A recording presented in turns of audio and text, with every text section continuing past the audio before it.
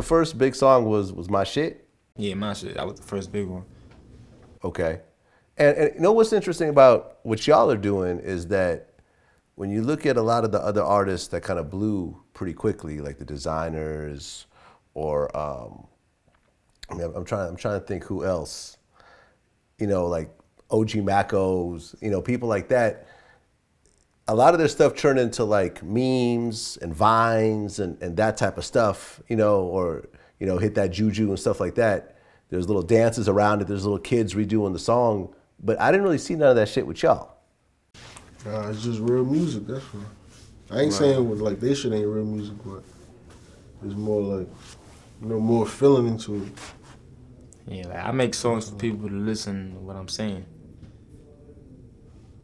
Or So you come out with My Shit, and you know that was the first song that really started to get traction and started to move. Like what really changed in you after you saw that you got some shit that people are really fucking with outside of just your neighborhood?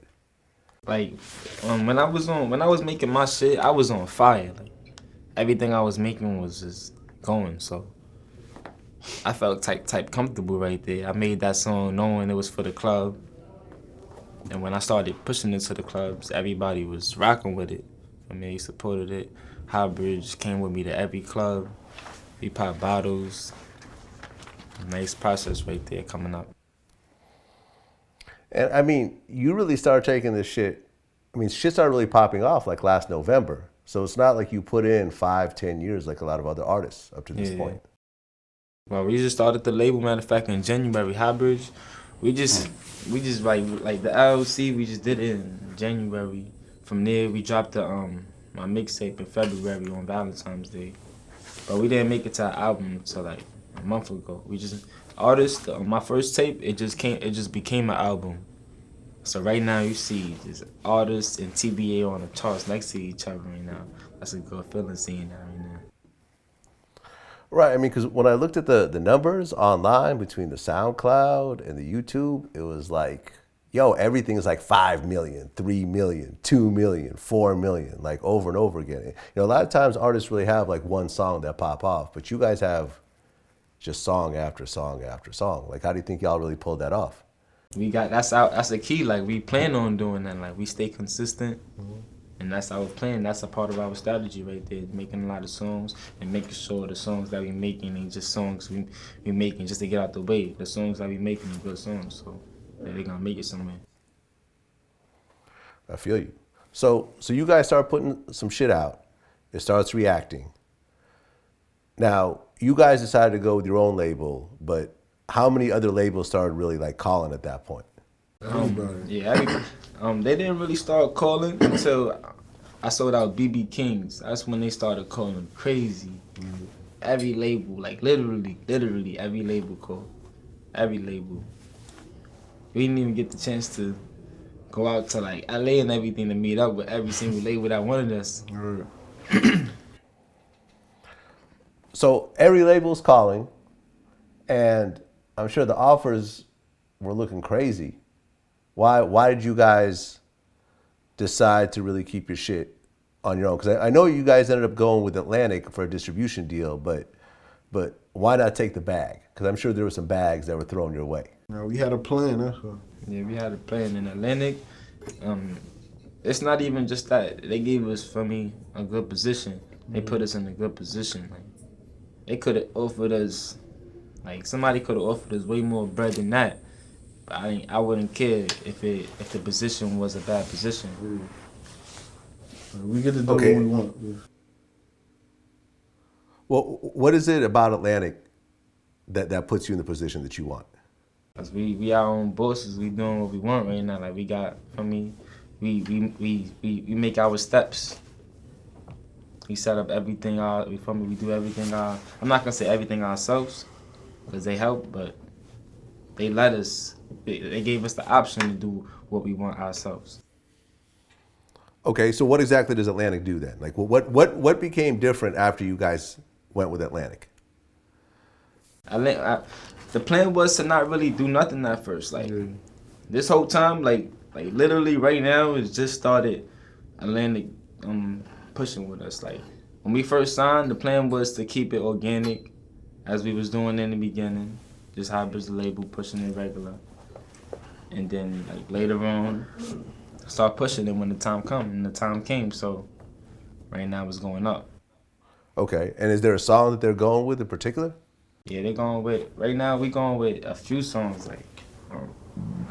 We got, like you said, we got a whole lot of songs, so Yeah, it's a lot of songs. Man. it's hard picking, and it's a process going through what songs are written. You feel me?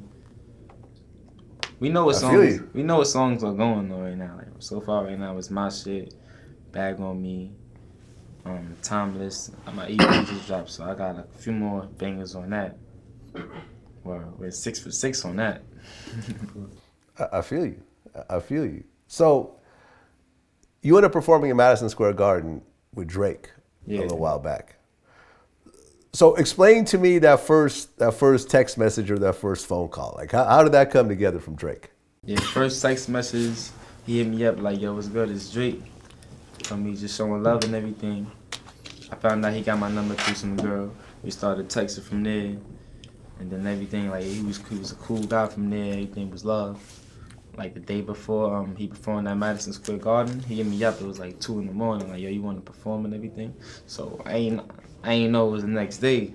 I'm like, yo, when? He said the next day. So I'm like, damn, I have to get ready less than 12 hours. So it ended up a good performance though. I met him. Matter of fact, the first day I didn't even get to perform. Matter of fact, I performed the next 3 nights. Well, I didn't. But he brought you out on stage though the first night. The first night I was just right next to the stage. Like I literally could have just jumped on the stage. Okay. Like he shouted me out and everything the first night, but the last 3 nights is where I performed.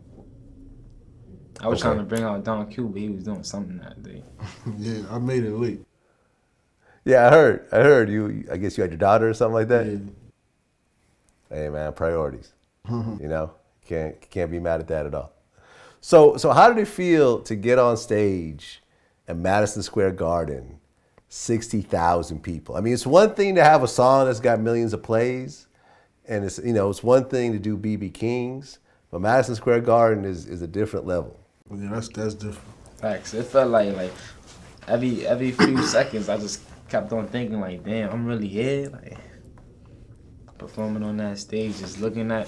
I never seen that many people like. Performing in front of that many people in my life that day, so I'm just looking at everybody. The first thing I did was just look at everybody. I was like, you could see me just looking there. Damn. That shit was crazy that night. Like, the first night, and then the second night, I got kind of used to it. Third night, I did a good job. For me, it was a different setup. They had like the headphones in the ears. You was hearing yourself with the headphones. I never did it that way, so it was different. But I got it right the third time. Got it right the third time. So, I mean, what do you think you really learned from Drake in terms of the conversations you guys had together? Because on a certain level, I'm sure you've heard that there's some comparisons between you and Drake. Yeah. Would you feel that these are fair comparisons, number one? Yeah, I hear a lot, like, people say I'm like New York Drake. I hear that a lot. New York Drake? Okay. I mean, that's not that is a compliment. Yeah, that's a compliment. Bro. He doing his thing. Facts. He doing his thing. So that's a good compliment right there. But what do you think you learned from Drake though, from the times you guys have talked? I learned like just watching him perform. I learned things like I told him myself. I learned just watch you perform, just how to attract the crowd more, like how the way you approach things for me. Man, shit. Yeah, watching him perform was crazy though. Like his crowd control was crazy. He had like a 2-hour show. I can't go for 2 hours right now. I'm gonna be tired as hell. 45 minutes. That's like the most I feel like I can do.